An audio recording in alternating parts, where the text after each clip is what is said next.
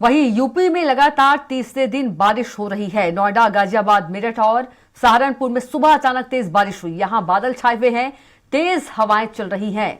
इससे गलन और बढ़ेगी। मौसम विभाग के मुताबिक 6 शहरों में भारी और 20 शहरों में हल्की बारिश हो सकती है। गरज चमक के साथ ओले भी गिर सकते हैं। कुछ शहरों में 40 किलोमीटर प्रति घंटे की रफ्तार से हवा चलेगी। आज सुबह 30 शहरों में घना कोहरा छाया हुआ है। गोरखपुर में विजिबिलिटी 40 मीटर रह गई। मुजफ्फरनगर सबसे ठंडा जिला रहा। यहां का तापमान 7.4 सेल्सियस दर्ज हुआ है। तो तेज हवाएं चलने से बढ़ेगी गलन। बता दें कि लगातार 3 दिनों से उत्तर प्रदेश में बारिश हो रही है और गरज चमक के साथ ओले गिरने की भी संभावना है। और इसी खबर पर ज्यादा जानकारी के साथ लखनऊ संवाददाता घनश्याम निशांत चौरसिया जुड़ गए हैं। घनश्याम, उत्तर प्रदेश की बात करें तो लगातार 3 दिनों से बारिश हो रही है और यदि सबसे ठंडे शहर की बात करें तो मुजफ्फरनगर रहा, और यदि बात करें ओले भी गिर सकते हैं। और क्या इस पर ज्यादा जानकारी?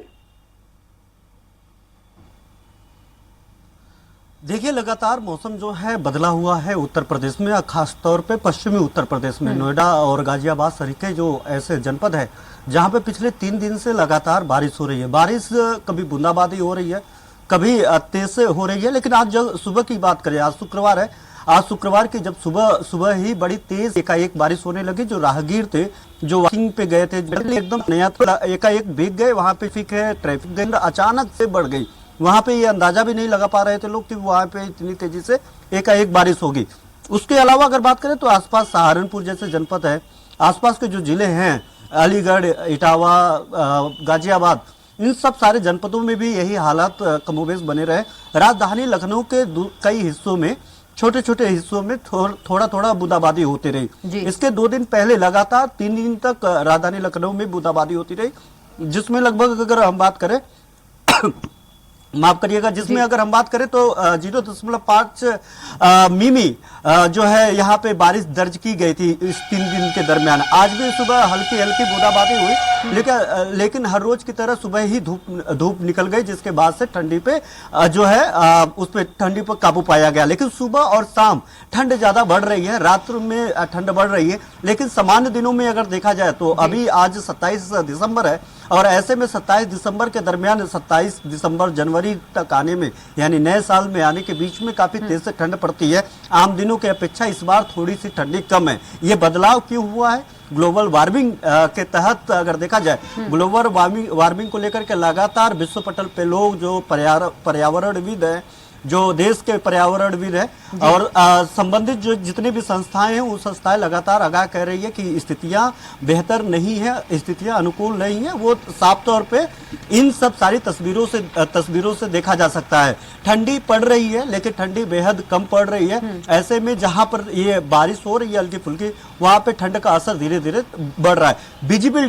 विजिबिलिटी को लेकर के अगर देखा जाए तो जहां पे थोड़ी सी शीतलहर असामान्य तौर पर देखी जाती है, वहां पे शीतलहर काफी कम देखी जा रही है। लेकिन जहां जहां है वहां पे विजिबिलिटी 40 मीटर, 30 मीटर, 50 मीटर तक विजिबिलिटी बनी हुई है। गोरखपुर में सबसे कम विजिबिलिटी इस दरमियान दर्ज की गई है। पिछले 24 घंटे में 40 मीटर की विजिबिलिटी गोरखपुर के क्षेत्र में दर्ज की गई। इसके अलावा अगर हम बात करें तो पश्चिमी उत्तर प्रदेश में चूंकि जब बारिश होती है तो मौसम साफ हो जाता है। ठंड भले ही सूखी ठंडी वहां पे महसूस होती है, लेकिन वहां पे विजिबिलिटी जो है नॉर्मल हो जाती है। तो पश्चिमी उत्तर प्रदेश में जो अभी विजिबिलिटी के मामले में सबसे ज्यादा असर कर रहा था, अभी ये सीधे पूर्वांचल की तरफ बढ़ रहा है और पश्चिमी उत्तर प्रदेश में बारिश हो रही है। हालांकि अगर दूसरी तरफ देखा जाए तो पोल्यूशन को लेकर के ठंडियों में सबसे ज्यादा असर देखने के लिए मिलता है और सबसे ज्यादा लोग प्रभावित ठंड के बाद अगर किसी चीज से होते हैं तो पोल्यूशन से होते हैं। पोल्यूशन में काफी ज्यादा गिरावट मिली है, जो सामान्य तौर पे तो अभी तक नहीं आ पाए हैं लोगों को सांस लेने में। और इस पोल्यूशन से जनित यानी पोल्यूशन से होने वाली जो समस्याएं हैं, एलर्जी है, खांसी है, जुकाम है, नाक जाम हो जाना और उनको तरह तरह के जो इन्फेक्शंस हैं, वो इन्फेक्शन अभी लगातार लोगों के अंदर बने हुए हैं। और आमतौर पे अगर देखा जाए इसकी जब ठंडी बहुत तेजी से बढ़ जाती है तो इन्फेक्शन का जो एक ड्यूरेशन होता है वो खत्म हो जाता है, फिर लोग सामान्य हो जाते हैं। लेकिन अभी ये समस्याएं अभी भी बनी हुई है और ये एक सबसे बड़ा कारण है कि बड़ा देरी से ये सारी प्रक्रियाएं चल रही है, चाहे ठंड आकर के रुकने की, ठंड ठहरने की प्रक्रिया हो, चाहे ओला की प्रक्रिया हो, चाहे ये इस तरीके के बरसात, पॉल्यूशन, या फिर जिस तरीके से साल के अंतिम दिनों में धूप खिल करके निकल रही है दोपहर में, उन सब सारी बातों को लेकर के हो। तो ये अगर ये प्रक्रिया काफी कम तेजी से जो बदलाव हो रहा है वो ग्लोबल, फिर से मैं मेंशन करूंगा, ये ग्लोबल वार्मिंग का ही नतीजा है। लगातार मौसम बदल रहे हैं, विक्षोभ बदल रहा है, परिस्थितियां बदल रही है, और जिसके कारण अब इसका सीधा तौर पे असर खेती पे पड़ रहा है। अब जो किसान है, किसानों को समझ में नहीं आता है कि बुआई कब करना है, बुआई के बाद उसमें जो सिंचाई, निराई गुड़ाई सिंचाई होती है उसको कब करना है, क्योंकि जो मौसम और तारीख है वो लगातार बदल रहा है। इसके अलावा अगर हम बात करें तो पश्चिमी उत्तर प्रदेश में ये बरसात का जो मौसम है वो लगातार अगले 3 दिन तक बना रहेगा। अभी भी यहाँ पे राहत मिलते हुए दिखाई नहीं दे रहा है। हालांकि ये सबसे बड़ी राहत है, इस बरसात होने से ठंड तो बढ़ेगी लेकिन पॉल्यूशन कम होगा, क्योंकि वहां पे ग्रेप 4 लागू है। ग्रेप 4 मामले में किसी तरीके का निर्माणाधीन कार्य को रोक दिया जाएगा, किसी तरीके का निर्माण नहीं होगा, कोई विकास कार्य नहीं होंगे वो, और वहां पे BS4 की जो गाड़ियां होती है, स्टेज भारत, BS4 मतलब भारत स्टेज 4 की गाड़ियां वहां पे पूरी तरीके से बैन हो जाती है। उन पे एक बड़ा चालान करने के लिए नियम है। स्कूल बंद कर सकते हैं, ऑनलाइन परीक्षा और पढ़ाई करा सकते हैं। इस तरीके की तमाम जो नियम लागू हो जाता है। उस परिक्षेत्र में ट्रक नहीं जा सकता है, उस परिक्षेत्र में डीजल गाड़ियां नहीं जा सकती, BS4 की गाड़ियां नहीं जा सकती, कोई निर्माण कार्य नहीं हो सकता, स्कूल बंद किए जा सकते हैं। ऐसे तमाम जो नियम कानून कायदे हैं वो नियम कानून कायदे वहां पे लागू हो जाते हैं। तो अगर देखा जाए तो अगर ये बरसात होती है तो इस पे भी राहत मिलते हुए दिखाई देगी। बिल्कुल घनश्याम, मौसम विभाग की ओर से यह भी अपडेट है कि कुछ शहरों में 40 किलोमीटर प्रति घंटे की रफ्तार से भी हवा चलेगी।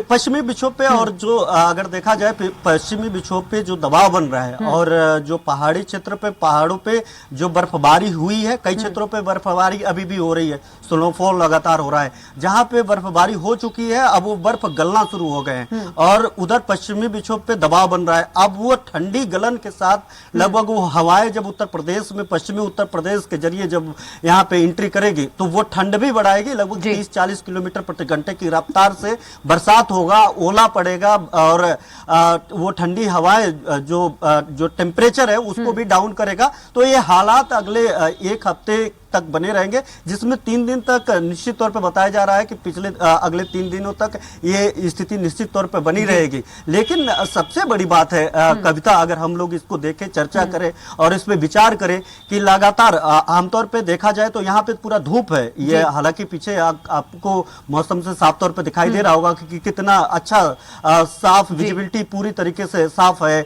और धूप खिल करके निकला हुआ है। सुबह के 10-11 बज रहे हैं और ये कमोबेश स्थिति 7 बजे 8 बजे से हो जा रही है। सुबह शाम भले ही थोड़ा सा ठंड पड़ रही है, ये स्थितियां 25 दिसंबर के बाद नहीं रहती थी।